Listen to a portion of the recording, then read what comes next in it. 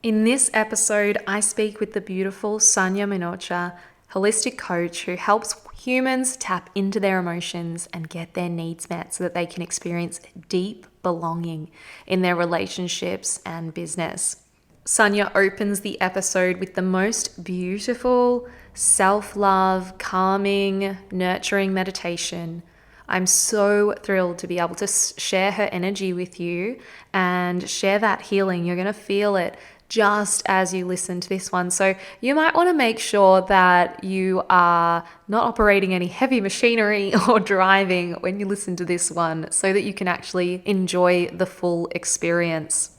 Sanya shares her story about really awakening to her most authentic self, and it's a really great story. It's the first time I'd ever heard it in this way, and we dive into that idea of what happens when you become that most authentic version of yourself, the people who fall away, the perceived losses that you may experience along that way, but also what comes in, the way that you open up to life and you open up to unconditional connections, this sense of belonging anywhere with any humans, and how absolutely liberating that can be. You're going to absolutely love this episode. I can't wait to hear how you all find it and how you love Sanya as much as I do. All right, let's go to the show. Welcome, Sanya. I am feeling so grateful to have you here. And I just know we're going to bring some beautiful energy to the people today. Thank you. Thank you for having me. I'm so excited to be here.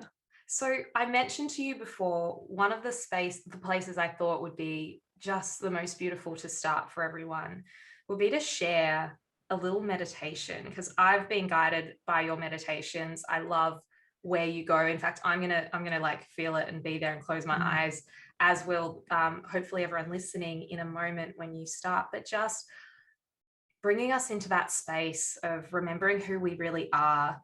Anxiety is so much about being in that fear state.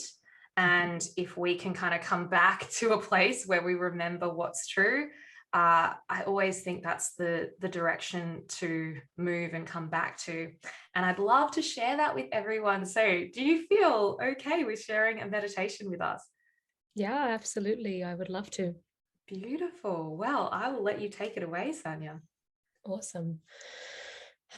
So, just as Georgie mentioned, anxiety, uh, that little that little bugger really causes us to be in our heads quite a lot and to second guess, to question, to doubt, and all of that resides from fear. So I've noticed that fear usually lives in the body, but it manifests in the mind. And that's how it comes out through thoughts that are worrisome. So in today's meditation, I really would love to guide you all back into your body where we can find safety. We can find that space within us that does already feel safe, that we don't need to go do anything to find it. It's already here. So if you would like to join me, of course, don't do this if you're driving. When we do this, if you are able to be in a private space and gently close your eyes. And just start off by noticing your breath.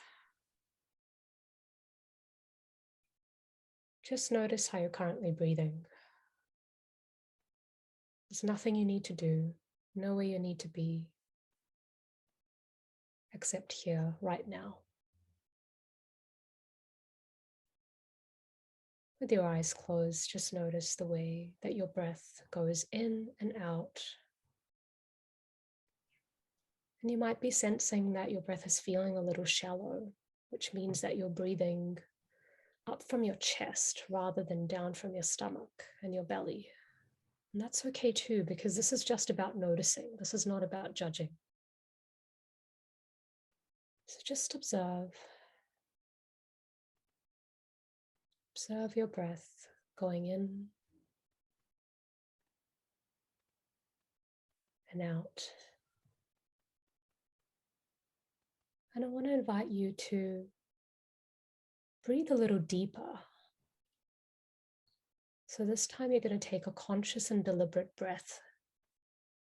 breathing down into your stomach area. And if you want to take it even deeper, down into your womb space.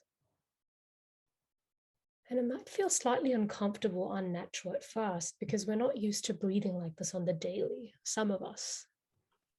And that's okay. Let it feel a little bit clunky or forced to begin with.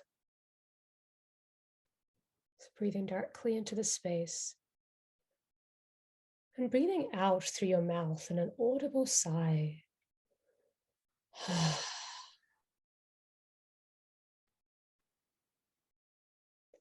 Our invitation to you for today is to release anything inside of your body, empty out your lungs of anything that's maybe a little bit heavy, a little bit sticky, a little bit uncomfortable. Just using a breath as a carrier for what's no longer fitting, what's no longer needed.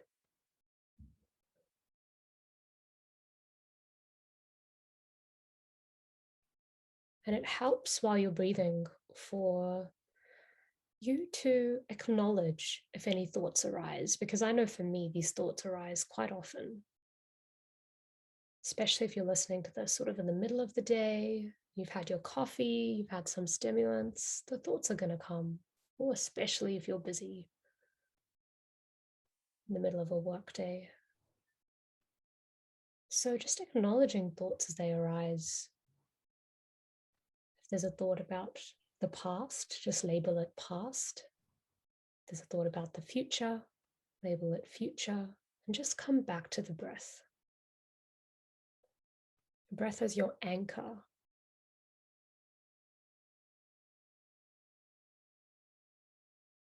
And just let yourself be guided by the breath. Just keep focusing on your breathing and deepen that breath. Each time that you breathe in, go a little bit deeper, just even 5%.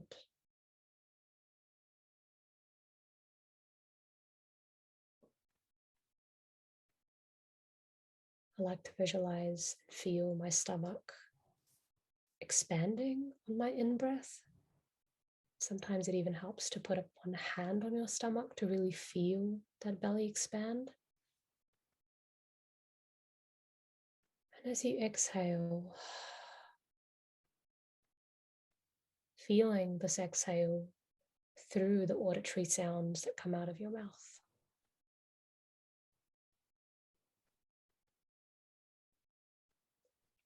And with every breath out, you're feeling your body relax, feeling your shoulders drop, your neck relax, feeling your jaw just drop a little bit and hang like a hammock, feeling your eyebrows and your forehead relax and soften, the top of your head relax.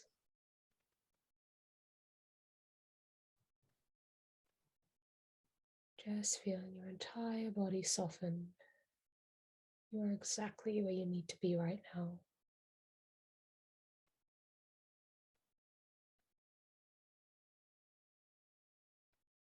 Now, I'd like you to picture getting on an elevator at the top of your head.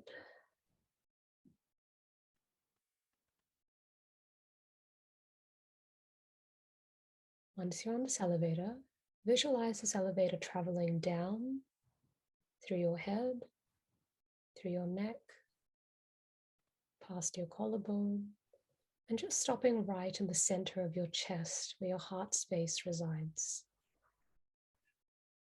This is your energetic heart space. This is where, when we feel and we can be in our body, a lot of our decisions and the thoughts and the things that we say seem to make sense because they're not coming out of fear, they're not coming out of avoidance or trying to get away from something. They're coming from a centered place. And so while you're here, I want you to find your center. Find that safe spot in the middle of your heart, the center of your chest.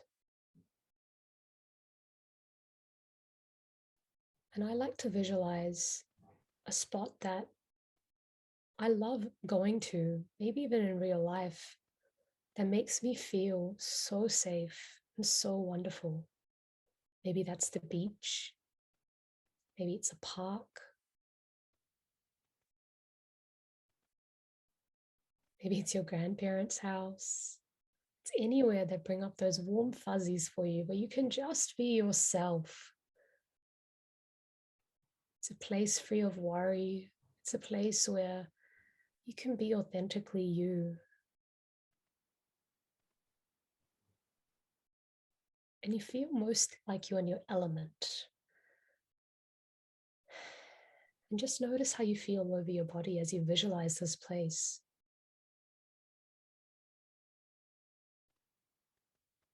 Notice how you feel in your heart space.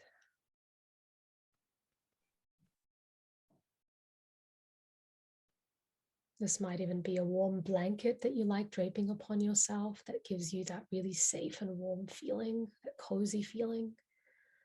Might be the embrace with a loved one that brings up this warmth in you. Could be anything.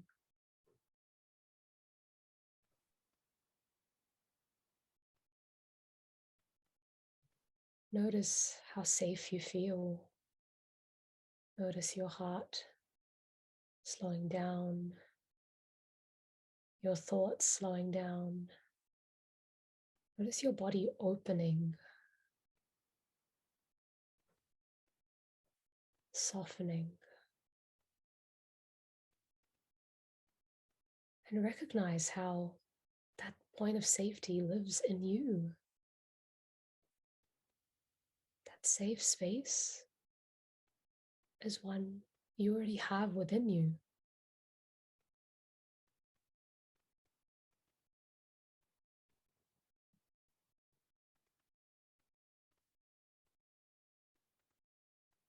This is the part of you that doesn't really need to feel fear. It doesn't really need to worry because this place has a deep level of trust. When we feel safe, it's easier to trust.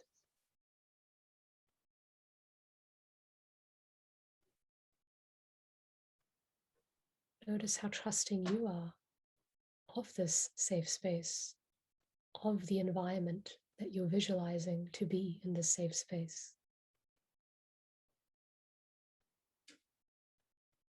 Let's take a deep breath into this space, bringing in even more light.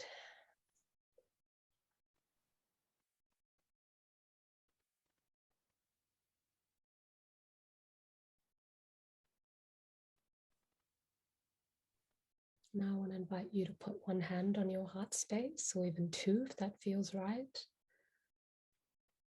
And as you're doing that, just press into your heart ever so gently and notice how much in your body you are right now, how much in your chest and your heart you are right now.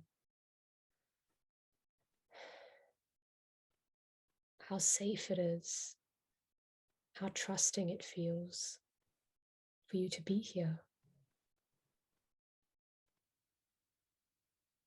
How this part of you is always here. It's not something you have to go attain. It's here anytime you want to tune into it. In a way, we're just reminding our body that, yeah, fear is valuable. It shows us things. Yes, anxiety is valuable. It definitely reveals a lot to us. But fundamentally, we are safe. Safety is always here.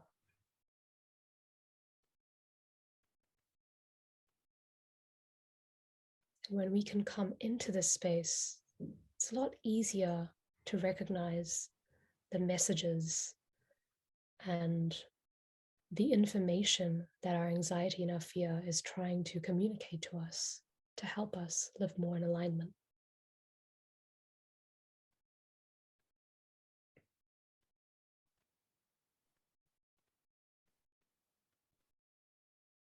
Just hold yourself for a moment longer in this tender love and care. And let's take another deep breath in.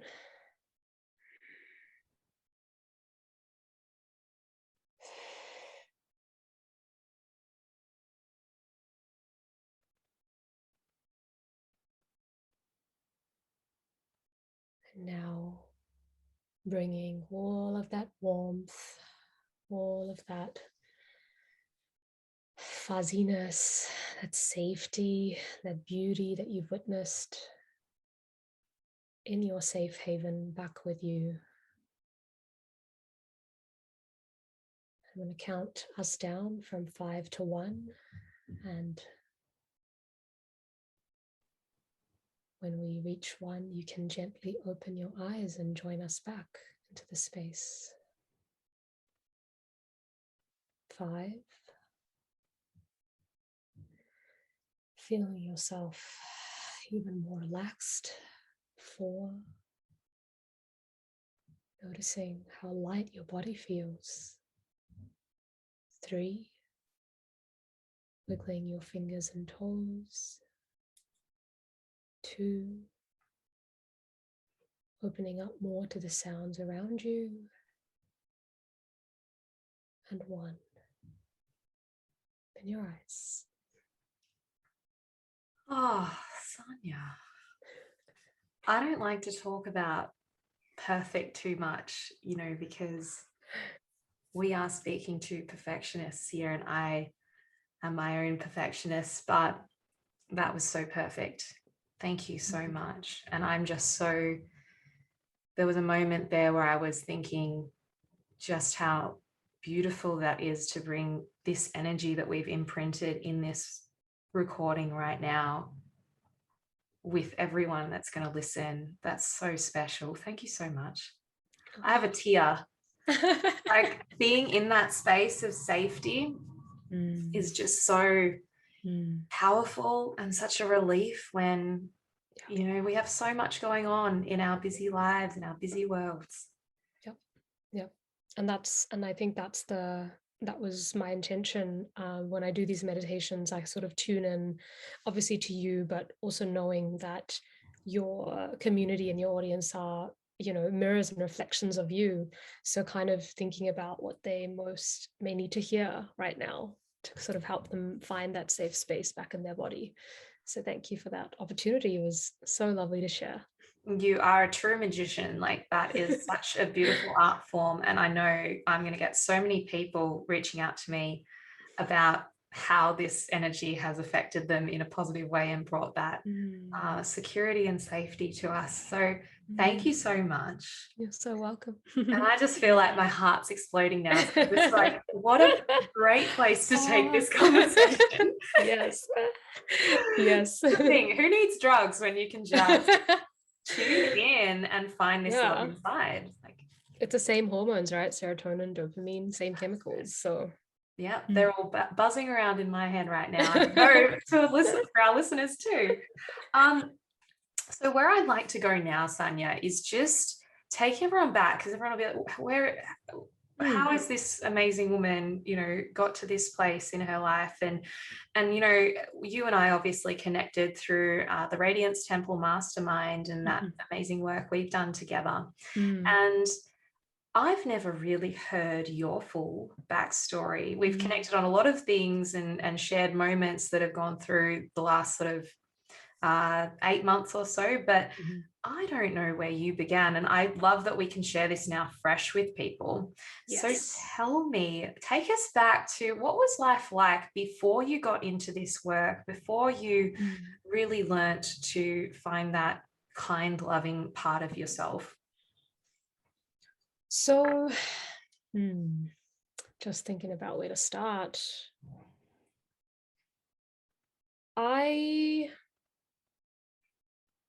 All of my self-love work, and even recognizing, actually the very first thing I recognized was that actually I don't really love myself, or there isn't that much love in my heart for me, actually started when I was about 18 years old. And it really came into fruition at the end of a relationship that I had at that point. Um, Coming from a place where I was sort of just following what other people were telling me to do, and I didn't really have a strong sense of self or identity. I grew up watching a lot of beautiful romantic movies, especially coming from India. I don't know if you've ever seen anything from Bollywood, but it's like so incredibly romantic all the time. Yeah. And it's just, I recognized that I was engrossed in a lot of films and books and music that was very much focused on romance, and I sort of ended up projecting all of that onto a relationship that I was in, and it sort of ended up, it wasn't right anyway, and I sort of knew after it ended that um how is it possible that when a relationship ends and you put so much love into it, that a person can, it feels like, take your heart and all the love that you have for them and just leave. And I went, I don't understand that. How can it be? And I remember making this sort of promise to myself that I'm never going to let that happen again. That's not really, that doesn't feel right, that, you can give everything to somebody, which again is not something someone really asked for, but just because that was how I thought, relationships worked. And Yeah. so when something ends, they can just literally take that and go. And so you're sort of left empty.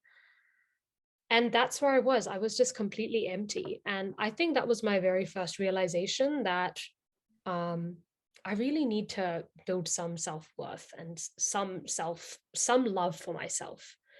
But even as I look back to that, it's quite funny because at that point I didn't know anything about what I didn't know what I was talking about. I just knew that I had this awareness.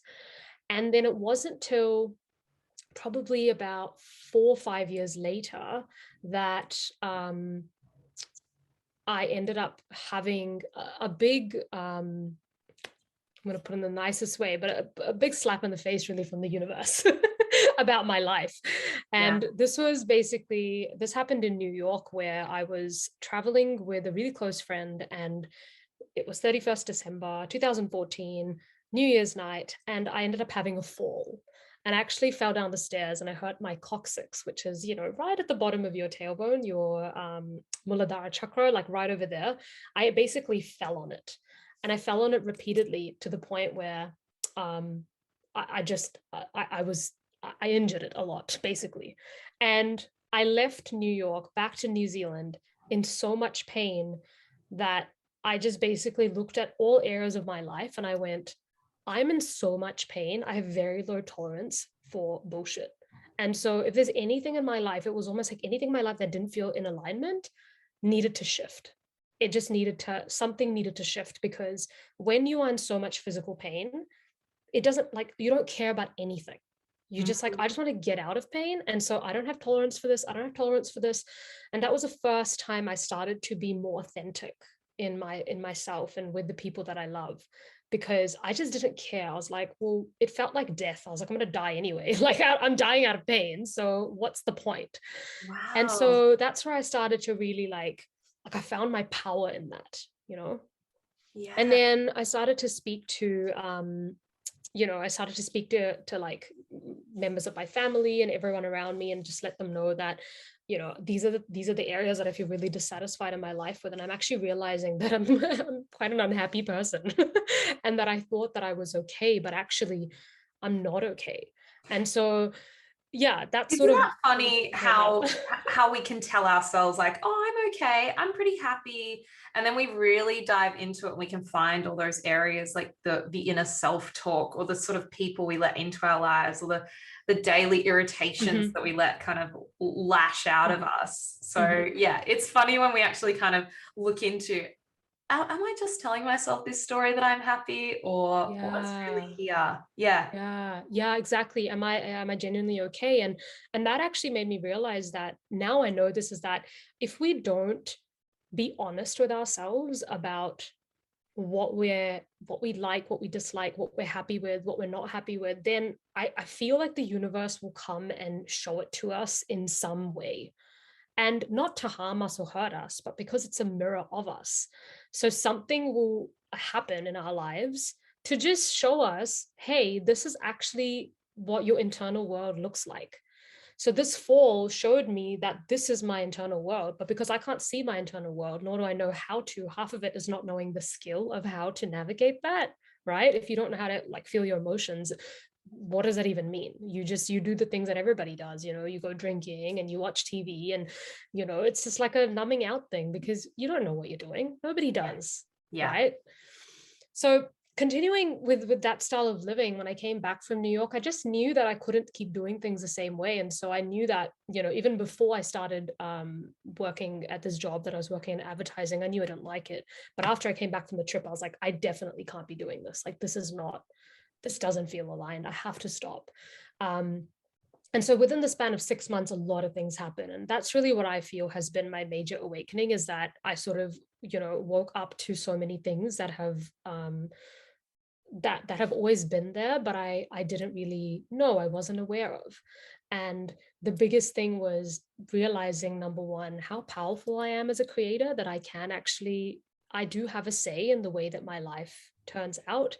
And I'm not just this, you know, um, I don't know what that saying is, but like you're not just one of the sheep who's just sort of continuing down the way that everybody needs to, climbing the corporate ladder, and then you end up, I don't know, getting married by this age, and then you end up like getting a mortgage. Like there was just a path that was laid out for me, and it never felt like my path.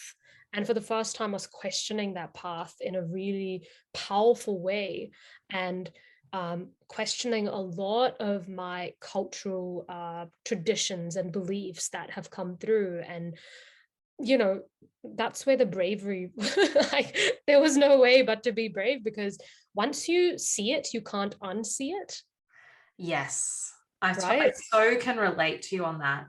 But Mhm. then at the same time, Sanya, did you feel that sense of almost a bit of isolation in being the one that could see past the sheep, in the sense of like seeing Mm, outside of the path that was expected of you? Was there, mm. and also looking at some of those cultural kind of pressures, did you feel that you can see how easy it is to stay within the lines, basically, because of the fear that that brings up and the isolation, the separation? Yeah. Well, what was really interesting was that while it brought up a sense of isolation within that, and a sense of separation in that, I actually needed that separation to begin with, because I come from a culture and a background where there's a lot of enmeshment happening.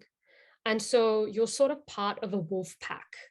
And so to have any individuality is celebrated, but within the confines of that pack. Mm. And so having that, I was sort of breaking out of that. And I almost needed to have that space to find, like, where does Sanya begin and the other person, Sanya and other person begin? Like where is me? What is me? What do I want?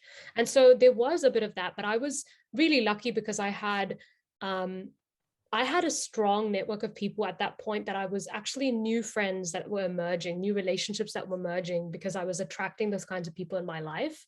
But I also felt a lot of older friends, be very confused about, what I was saying and what I was doing and why. But they always knew that I was quite outspoken and independent about what I like and don't like, and I would just go do what I want. But there was a little bit of that for sure. And as I go on, I've just learned to befriend the loneliness that can come from this, because there's also a deeper trust underneath that the people that are for me always come to me. And I've just seen that time and time again, that even if it's not about the number of people, it's if I can count them on one hand, that is plenty, because those people, if they can understand the depth of me and I can understand the depth of them, that to me is more valuable than a friend that I may have had for the last 10 years that I'm only speaking with on a lighter surface level kind of, space, because we don't understand each other or something.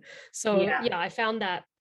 Have you noticed that as well in your journey? Oh, absolutely. And, Mm. what's so beautiful too is the ability to connect with people that a previous version of myself, perhaps encased in judgment Mm. and fear, might Ah, not have opened yes. up to.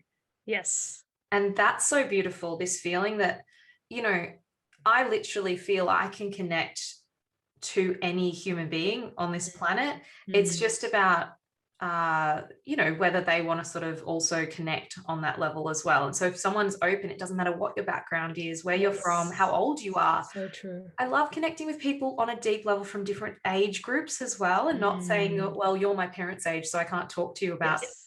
my life stuff. It's so Yeah. beautiful, isn't it? When you kind of Yeah. lose that sense of, Yeah. yeah, judging people and thinking, oh, you're not for me because of XYZ. Yeah, and you get taken to this. I find this when I'm connecting with someone that like, for example, I'm in New Zealand right now, and we were at this we were in the forest in the Catlins 3 days ago, and we were at this camping ground in our camper van, and we met this guy that we would have never otherwise met, and we just had such a beautiful connection chatting to him. And it was like, as soon as you talk to somebody in that on within that depth, you get taken into almost like a different space. It's not in this space, you're just in this deeper space together, and it doesn't matter what you look like, and it doesn't matter what age you are, and it doesn't matter what you do. It's just like, I understand you on a soul level, and you understand me on a soul level, and it's so beautiful. Do you know what I think we're speaking to here? It's the idea that, yes, as you awaken to your deeper, authentic self and you start setting boundaries and you start saying, no, this is what I like and this is how I want Mhm. to be treated, and those kind of things, Mhm. there might be a loss of some people from your life. There might be Mhm. people you distance yourself from or who distance themselves from you, but you are also opening yourself up to connection on that unconditional level with just humanity. I went Yes. through a big phase. I don't know if you've ever done this, Sanya, too, like Mm. that phase in my early 20s of starting to be frustrated with humanity as a whole, getting angry Mm. at the way we look after the planet, those Mhm. kind of things, people Mhm. who litter, people who say Mhm. this, people who say that. Mhm. And that anger would come up in me. But I found, even that is something to kind of look at and work through, and, Mhm. being able to come from that more unconditional love space and the Mm. openness. It's Mm. like, it's such a more beautiful way. And I genuinely believe that most human beings are good people. Yeah, me too. Me too. I mean, as much as there's a lot of cynicism, and there's a lot of negativity sometimes about where the world is heading, I actually really believe that this we're on a path that's gonna get us out of this. I just have that knowing inside, um, without really knowing how I have it. Yeah. Yeah. Yeah. We're kind of breaking through as we break through our lack of seeing ourselves clearly in how Mm. magnificent and Mhm. perfect in a, not Yep. perfect way that we all are Yep. within. Like when you see that within yourself, Mm. you stop judging yourself, you stop judging others, and then we break Mm. down all the separation that is Yep. why we have all these issues in the world.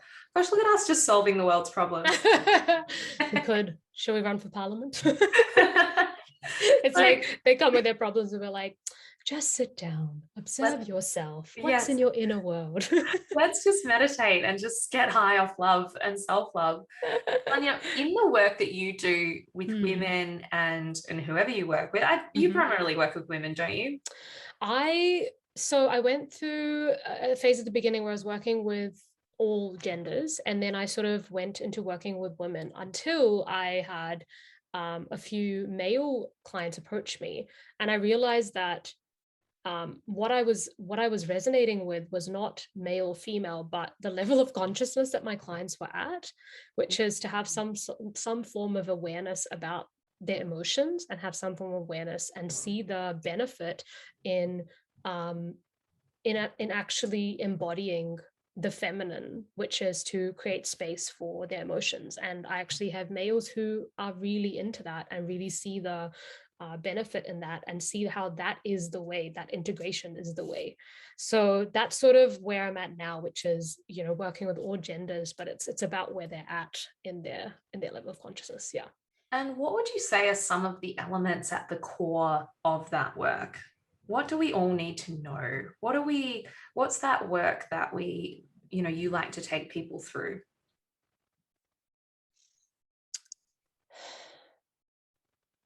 So Big what's question. coming to mind? It's a very big question, but it's like almost as soon as you asked it, I had the answer and then I stopped and I said, okay, is it that? I think honestly it's becoming aware of our emotions and what those feeling signatures and what our emotions are here to communicate to us, and using those as an internal guidance system like a GPS to guide us into making decisions and saying things and doing things that are feeling in alignment. So what is alignment? Alignment is essentially when your emotions and your words are sort of in the same category. So you're not, saying one thing and feeling the other thing. You're not saying one thing and doing the other thing. You're actually fully kind of centered in what you're saying and doing, because even when you express something, it's coming from all of you. It's taking into account all of you. It's taking into account how you feel rather than ignoring one aspect of you and then continuing to sort of do something. So that's what I meant when I was working in advertising, was out of alignment. Why? Because my emotions were telling me that you don't belong here, because this doesn't feel in an integrity. This doesn't feel good, right? That's the first signature. If you're uncomfortable, that's a sign. And I'm not talking about the discomfort of like, I'm going to go bungee jumping and have a bit of discomfort because this is, something brave and I'm going to jump anyway. I'm talking about that discomfort of every day in, day out. You're like, nah, something's not right here. This just doesn't feel right. So if it doesn't feel right, that's the message coming from your soul through your emotions, but you're continuing to show up. And so something has to intervene. Otherwise, you will continue to do things in the way that you think you need to do, or the shoulds of, what you might have placed upon yourself.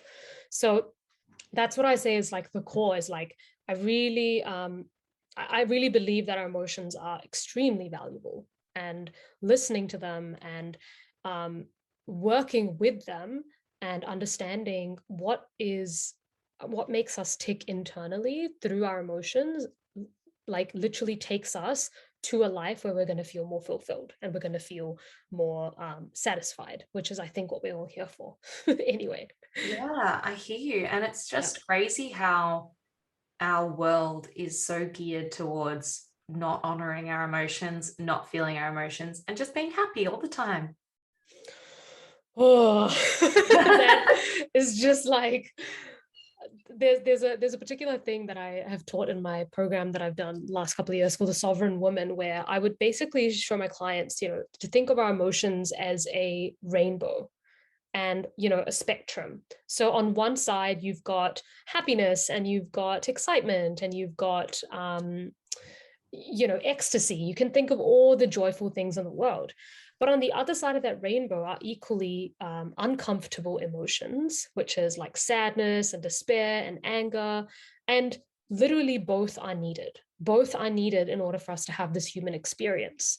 So we're not here to bypass this stuff, because if we bypass this stuff, we're going to be happy all the time. And being happy all the time, what does that really do? Because you're not really know that you are happy, because then you're happy Yeah. all the time. What does Like, happy all the time even mean? That's like one color of your whole life. Boring. exactly.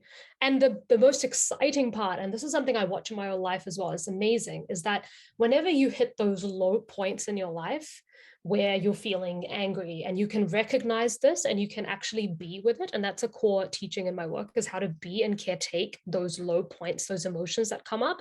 When you can be with it, literally the next day you can expect the flip of that. You can actually expect yourself to feel an equal amount of happiness, because they're two sides of the same coin. So the more you can go into the icky stuff, the more joy you can expect your life to have. That's just like the contrast of how it works. Yeah. Here's a little interesting question. Do you think Hmm. that women feel more than men, or do you think that women are more free to express than men? What do you think that is? Because there is a sense of like we Mm. are the emotional ones, we're the chaotic ones, especially when you're talking about feminine energy and a being that is primarily feminine. Mm-hmm. Do women feel more, or do we actually feel the same but manage it differently? What do you think's going on there, Sanya? I think we all feel quite a lot, male or female, any gender. I think that, like you just said, we have just been conditioned to have it be acceptable to be a crybaby, to be sensitive, to be emotional, um, to be softer with females because of their emotions. That's just, I think, a conditioned response by our culture and our families, and society at large. But I think with males, like I notice it even in my partner and in males that I know, like they're still feeling things. They're just, as soon as that feeling arises, there is another part that arises to take care of that feeling in a way that doesn't allow that feeling to be there, in just a way that that part just comes up to cope with that feeling in some way. And that's okay. That's no judgment on coping. I cope in many different things, but if you keep doing that, you're actually stopping that energy flow, right? That just wants to come, and it wants to, I think it's a well-known fact that it takes 90 seconds for an emotion to just fully ride over and leave you. It's nothing longer. It's the stories, it's the resistance that sort of allows that thing to just live in your body. So I think males just really, they don't even know, they don't even think they have permission to feel, and so they just develop all of these strategies to process their feelings, um actually maybe even not process their feelings, maybe even just just sort of like keep them under wraps because it's not okay. So that's what I think might be going on, but I Yeah. don't actually know, really. It's just my opinion. Yeah, no, but I love to discuss it. And Yeah. I think too, I hear a lot when I talk about this with males in my life, I would think that usually exercise is a way that is more like socially Yes. acceptable to get it out. So I'm going to go, I'm frustrated, I'm going to go for a run, I'm going to punch Yes. it out on a boxing, Yes. bag, or even yelling at the footy. Yeah, interesting. Yeah. Getting that anger out in that way, the stored up stuff from the week or the month. Yeah. It's like, here's the Oh. footy match. I can yell at the TV. I love how humans just find any way. So what that really alludes to is that as, as humans who are having this this emotional experience, our body and our mind is actually naturally geared towards expressing it in some way. Yeah. We always need to express it in some way, even if we think we don't. We're just like, there's a natural process inside of us that's pushing us to go and do things, to let it out in some way.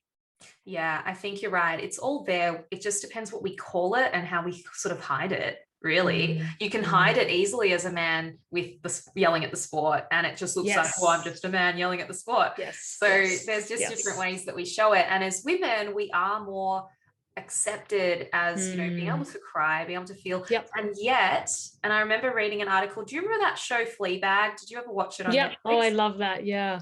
And I'm trying to remember the name of the writer who wrote it. She's incredible. Yes. Phoebe Waller-Bridge might be. I Yes. might need to double Yes. I check think that. so. But I remember reading an article about that show and how it's one of the first depictions of an angry woman, an angry female Mm, character who's like frustrated and just mm, being the bitch character or whatever, but really mm. expressing that. And really before that, we never saw depictions of a woman being allowed to be angry. Otherwise, we're just crazy. Yep. Yep. And yet sometimes we're bloody angry at life, Yep. Yep. and that can come up too. Um, I think, Sanya, I'm going to have to let you go in a minute, but I'm loving this conversation and I'm Mm. just so, so grateful to be able to give this gift to everyone who is listening. And I want to ask you, do you have where can we find you? Where can we learn Mm. more about you? Because I know there's going to be so many people who felt that meditation, felt that energy, and Mm. they're like, what is this woman? I need more of her. Mm. Where can we find you? So you can definitely find me on my website or on my Instagram.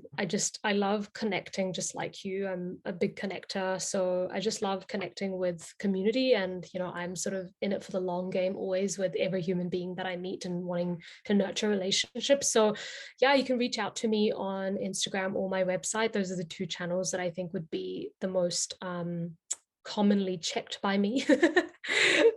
um, and in terms of wanting to maybe connect a little bit deeper together, I would suggest, reaching out any of those channels. And what we would do is would love to hear from you and understand where you're at, and give you an opportunity to join me for a free discovery session, which is something that I offer as actually like a coaching session. They're about 60 minutes long, and I offer that usually as a gift because, I find that when people can get a taste of what it's really like to work with me through an actual coaching experience, um, it actually gives their whole nervous system a chance to relax into the space and go, it's actually really safe here to bring all of myself.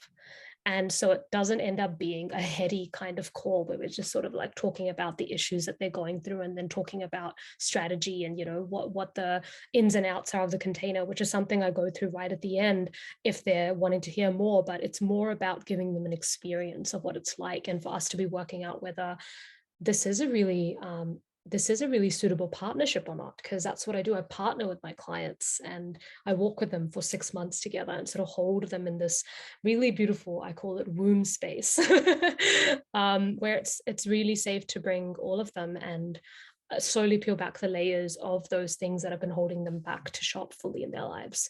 So I would say getting in touch by my website or Instagram for a discovery session, and they'll just go on a wait list after that, and they'll hear about when I'll have a next space available, which will probably be next year. So beautiful, so generous of Mm. you to offer that, Sanya. And thank you so much for sharing your energy with us today. Oh, thank The you. energy of the beautiful New Zealand, South Island Yeah. nature is just flowing through you. I can feel it. Oh yeah. Got mountains and lakes all around me. It's just, yeah, I'm sending some of that over to everybody right now. Oh, I can feel it. Thank you so much, Sanya. And I look forward to chatting to you again Me soon. too. Thank you. Bye, lovely. Bye-bye. To get to the root cause of your anxiety and leave no stone unturned, covering every facet of the anxiety reset method, from the thoughts you think to the health of your gut, your nutritional status, your hormones, and your lifestyle, then jump on the waitlist for the 90-day Anxiety Reset Program. This is the tried and tested path to help you find your true self, feel more balanced, and really become the master of your anxious mind. You'll be first to hear about the exciting upgrades when the program is next available. And you'll also hear exclusive benefits around the membership program that will be offered very soon. And if you want me all to yourself and have the VIP treatment, then join the waitlist to become a private client in the Balance program. Through our intensive 3-month program, we work closely together, tailoring a plan specific to every individual need you have. Completing your application for Balance, you'll be the first to hear when my next client space opens. And no matter which option you decide is best for you, I'll give you all the tools you need to ensure you become an anxiety master. Thank you for listening. We have reached the end of this episode. If you enjoy this podcast and you find it helpful, I would really appreciate it if you would hit subscribe or share this episode on your Instagram stories, and make sure you tag @Georgie the Naturopath. But that is all for today. Please be kind to yourselves. Know that you are enough and you are exactly where you need to be.